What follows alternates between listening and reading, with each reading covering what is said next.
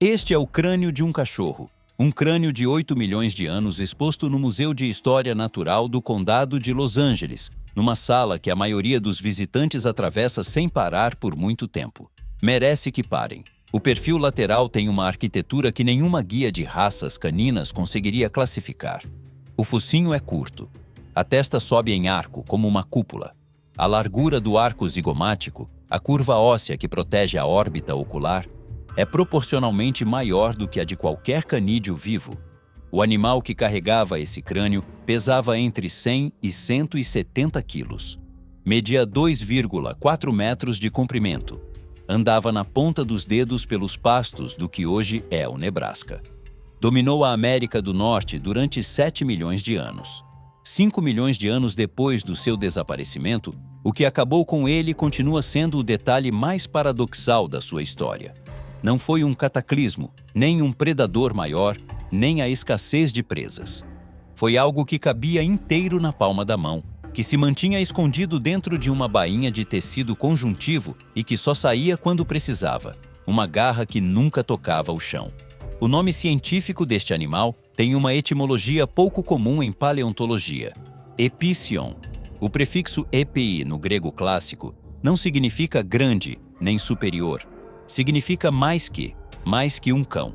Foi isso que o seu descobridor, o paleontólogo Joseph Leidy, considerou adequado quando descreveu o gênero em 1858. Um nome que já traz um aviso sobre os limites da taxonomia. Epicyon haideni, a espécie maior do gênero, dominou a América do Norte durante cerca de 7 milhões de anos.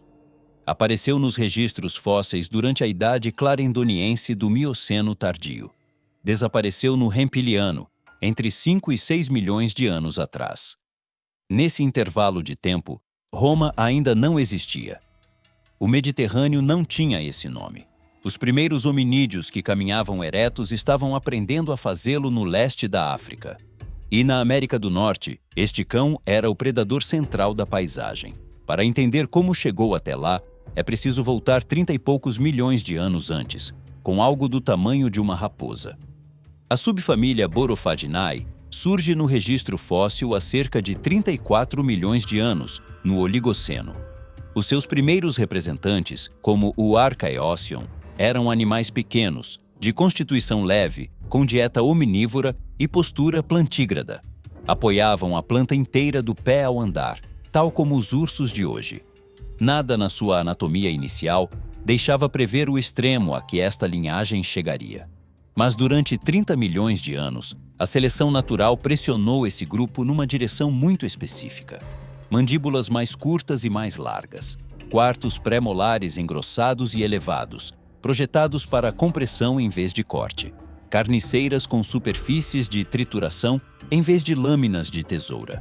E, acima de tudo, um perfil craniano que se afastou progressivamente da forma alongada e estreita típica de quase todos os canídeos vivos. O focinho recuou, o arco zigomático alargou-se, a cúpula frontal subiu. Essa geometria tem uma consequência funcional muito concreta. Quando o focinho encurta, os caninos aproximam-se da articulação temporomandibular. A articulação é o ponto de apoio da alavanca mandibular. Quanto mais perto o dente está do ponto de apoio, maior é a força gerada pelo fechamento. A mesma mecânica que faz uma tesoura de cortar tubos gerar mais pressão por unidade de esforço do que uma tesoura comum do mesmo tamanho. O corte fica mais próximo do pivô. Os Borophaginae levaram essa geometria até o seu limite lógico, e o Epicyon haideni foi esse limite. A história de como o Epicyon herdou essa linhagem passa por outro grupo que já não existe. Antes de os Borophaginae dominarem a América do Norte, o continente era ocupado por uma subfamília canina anterior, os Hesperocioninae. Pequenos, rápidos, com morfologia semelhante às civetas atuais. Produziram mais de 30 espécies em 20 milhões de anos. Mas à medida que os Borophaginae cresciam e se especializavam, a sobreposição de nichos tornou-se insustentável. Dois grupos comendo o mesmo, no mesmo território, à mesma escala de presas. Os Borophaginae deslocaram-nos lentamente, espécie a espécie, nicho a nicho, sem que haja um confronto direto visível no registro fóssil. Os Hesperocioninae extinguiram-se completamente antes do Mioceno Médio, há cerca de 13 milhões de anos. Os Borophodinae ficaram com a América do Norte só para eles. Desse território sem concorrentes, emergiram 66 espécies diferentes, todas endêmicas do continente, com tamanhos que iam desde o de um guaxinim até ao de um urso pardo. Nenhuma em qualquer outro lugar do planeta. E foi nesse contexto que chegou o Epicyon. O registro fóssil de Epicyon haydeni é, para um animal extinto há 5 milhões de anos, extraordinariamente abundante. Os seus ossos aparecem no Kansas, Nebraska, Colorado, Texas, Califórnia e Flórida. Os investigadores que estudaram a sua distribuição no Mioceno tardio concluíram que era um dos carnívoros mais comuns nos ecossistemas da América do Norte nesse período. Um dos mais comuns, não um dos mais raros. Isso diz muito sobre a densidade da sua população. 3 espécies do gênero Epicyon foram descritas pela ciência. Epicyon aelurodontoides e Epicyon saevus eram comparáveis em tamanho a um lobo cinzento moderno de grande porte. Epicyon haydeni era outra categoria. Nos sítios onde os seus fósseis se sobrepõem aos de E. saevus, a diferença de massa entre ambas as espécies oscila sistematicamente entre os 16% e os 23% em cada local onde coexistiram. Essa constância levou alguns investigadores a propor que poderiam ser macho e fêmea da mesma espécie. A hipótese foi descartada. Nenhum canídeo vivo apresenta esse nível de dimorfismo sexual, e as diferenças na forma do crânio e na proporção dentária são consistentes e diagnósticas de 2 táxones separados. 2 espécies distintas. O mesmo território. Milhões de anos de coexistência com uma separação de tamanho estável. Ambas, além disso, tenderam para corpos cada vez maiores ao longo do tempo, no que os paleontólogos chamam evolução paralela. 2 linhas que seguem na mesma direção sem se fundirem. E, das duas, Epicyon haydeni continuava a ser o limite superior do que um canídeo podia chegar a ser. O mundo em que viveu era a América do Norte de entre 12 e 5 milhões de anos atrás. Um continente com uma fauna que hoje parece saída de uma combinação improvável de continentes. A Epicamelus era um camélido de pescoço longo e patas de andas que chegava aos 3,5 metros de altura, comparável a uma girafa em proporções, embora com um plano corporal diferente. Teleoceras era um rinoceronte com proporções de hipopótamo, de corpo baixo e cilíndrico, que pastava nos sistemas fluviais do interior. Havia cavalos da família dos 3 dedos, antilocaprídeos primitivos e várias formas de herbívoros massivos, cujo peso oscilava entre os 200 e os 500 quilos. Epicyon haydeni vivia no topo dessa rede trófica.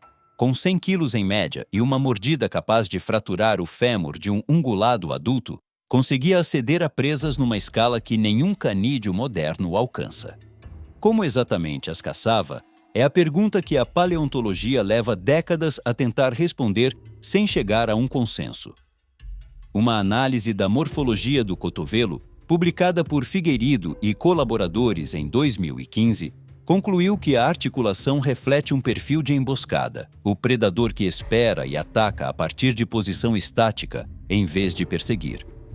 Outro estudo da equipa de Schwab em 2019 analisou o labirinto ósseo do ouvido interno, a estrutura que governa o equilíbrio e a agilidade nos vertebrados, e determinou que o Epicyon tinha o perfil de um predador de salto, que lança o corpo sobre a presa a curta distância. Uma terceira análise das proporções do membro anterior apontou para algo intermédio entre a perseguição e o salto, sem equivalente preciso entre os predadores atuais. 3 metodologias. 3 conclusões diferentes. O que isso diz sobre o Epicyon é que foi algo para o qual não existe o molde comparativo correto. Um predador que tomou decisões evolutivas que nenhum canídeo vivo tomou e que por isso já não se pode medir de forma limpa contra nenhum dos que sobreviveram. E aqui está o que torna o Epicyon haydeni singular entre todos os carnívoros da sua época: a medula. Quando o Epicyon terminava de caçar e de comer a carne da carcaça, começava a trabalhar de outra forma. As carniceiras, essas superfícies largas e resistentes que funcionavam como plataformas de trituração, podiam fraturar o fêmur de um ungulado adulto. O molar posterior, grosso e com relevos pronunciados, reduzia os fragmentos a algo que o esôfago conseguia gerir. E o que chegava ao interior do epicion incluía o conteúdo desse fêmur. A medula óssea dos grandes herbívoros é um dos alimentos mais calóricos que uma carcaça produz, e o mais inacessível para a maioria dos predadores. Os felídeos do Mioceno norte-americano, os canídeos menores, as aves necrófagas, todos se iam embora quando o esqueleto ficava limpo. O epicion ficava. Os coprólitos fossilizados, as fezes mineralizadas atribuídas ao epicion, encontradas em vários estados, contêm fragmentos reconhecíveis de osso. Isso confirma que o epicion não só triturava o osso por fora, como o ingeria e processava, e que o seu aparelho digestivo conseguia lidar com essa carga mineral comparável nesse sentido ao das hienas manchadas atuais, o único carnívoro terrestre moderno que extrai proteína sistematicamente do osso compacto. Um nicho exclusivo. Construído ao longo de 30 milhões de anos de geometria mandibular progressiva. Sem qualquer concorrente em todo o continente, até que os gatos chegaram do outro lado do mundo. A família Felidae evoluiu na Eurásia há cerca de 33 milhões de anos. Durante todo o tempo em que os Borophaginai dominavam a América do Norte, os felídeos permaneceram no outro hemisfério. A América do Norte teve aquilo a que os paleontólogos chamam o hiato dos gatos, um período prolongado sem carnívoros de perfil felino no continente. Esse vazio foi o espaço que os Borophaginai preencheram. Desenvolveram emboscada, morfologia de preensão nos membros anteriores, redução do focinho, potência de mordida. Na ausência de gatos, os Borophaginai tornaram-se no que a América do Norte conseguia produzir de mais parecido. Há cerca de 20 milhões de anos, o primeiro felídeo atravessou a ponte terrestre que ligava a Sibéria ao Alasca, Pseudaelurus, do tamanho de um ocelote. Durante milhões de anos, os recém-chegados não avançaram depressa. O continente já tinha os seus predadores estabelecidos e os nichos estavam ocupados por animais com 20 milhões de anos de vantagem de adaptação local. Mas os felídeos tinham 3 vantagens estruturais que os Borophaginai nunca conseguiram replicar. A primeira, a garra retrátil. Quando o felídeo anda, a garra permanece recolhida na sua bainha de tecido, sem contato com o chão, sem desgaste. Um felino que anda 6 meses caçando ativamente tem as garras tão afiadas como no primeiro dia.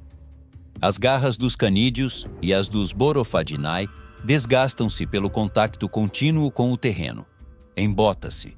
Servem para agarrar, mas cada vez com menos capacidade de penetrar. A geometria da ponta muda com o uso. A segunda, a rotação do antebraço. Os felídeos conseguem supinar o antebraço, girá-lo para dentro, com uma amplitude que os canídeos não têm.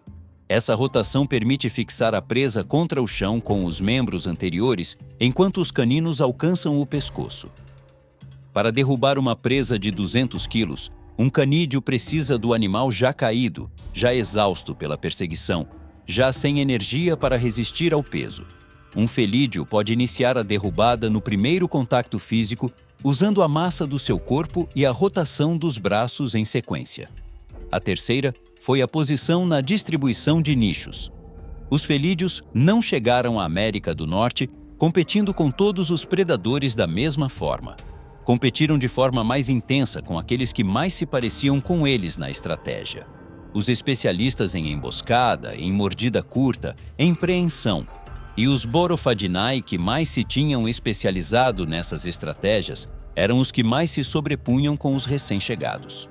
Uma análise que processou mais de 2.000 registros de carnívoros do Mioceno norte-americano, publicada no Journal of Vertebrate Paleontology, concluiu que o declínio dos Borophaginai foi um processo de deslocamento ativo, nicho a nicho, e que as espécies que desapareceram primeiro foram as que tinham maior sobreposição ecológica com os felídeos.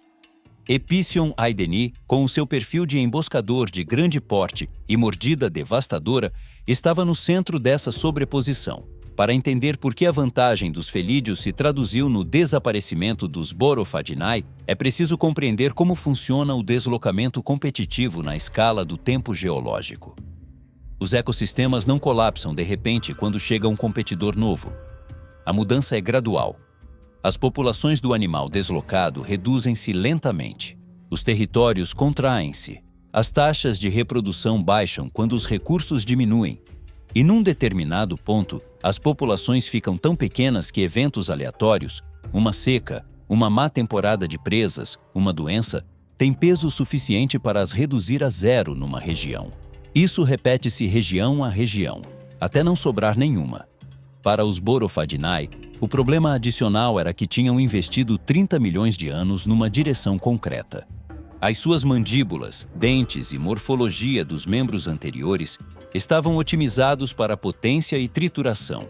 O nicho alternativo que sobreviveu à chegada dos felídeos, a corrida de longa distância e a caça por perseguição, exigia uma anatomia radicalmente diferente.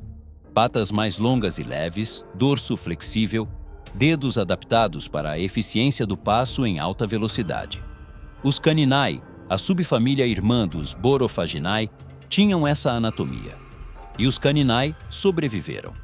Atravessaram para a Eurásia há cerca de 9 milhões de anos, espalharam-se pelo mundo, e os seus descendentes são as 37 espécies de canídeos selvagens que existem hoje. Os Borophaginae tinham tomado outro caminho. E esse caminho terminava onde os felídeos eram mais eficientes. Epicion haydeni desaparece do registro fóssil entre 5 e 6 milhões de anos atrás. Os Borophaginae, como subfamília, demoraram mais a extinguir-se. O último gênero, Borophagus, sobreviveu até há cerca de 2 milhões de anos, no Plioceno tardio e Pleistoceno inicial, tempo suficiente para coexistir com os primeiros mamutes que chegaram à América do Norte vindos da Eurásia, com as primeiras formas do que se tornaria o bisão moderno, com fauna que já antecipa o mundo glacial do Pleistoceno. O que aconteceu exatamente nos milhões de anos entre o desaparecimento do Epicion e o do Borophagus é uma zona de sombra no registro fóssil. Se coexistiram em alguma faixa temporal, se o Borophagus ocupou o espaço que o Epicion deixou livre, se competiram diretamente ou se os seus espectros de presas eram suficientemente distintos para não interferir. Essas perguntas têm respostas parciais ou nenhuma. O registro tem resolução temporal suficiente para situar os animais no seu milhão de anos, mas não para reconstruir o que se passou nas últimas décadas de existência de uma espécie concreta. Também não sabemos como responderam comportamentalmente ao declínio das suas presas no Plioceno. Se a competição com os felídeos, que para então já incluíam os primeiros ancestrais do Smilodon, foi o fator decisivo. Se as mudanças climáticas do Plioceno, que transformaram os pastos do interior e redistribuíram a megafauna, chegaram antes ou depois dos felídeos. Provavelmente ambas as pressões se sobrepuseram. A sequência exata permanece em aberto, e há uma pergunta que os paleontólogos de carnívoros debatem há décadas sem resposta definitiva.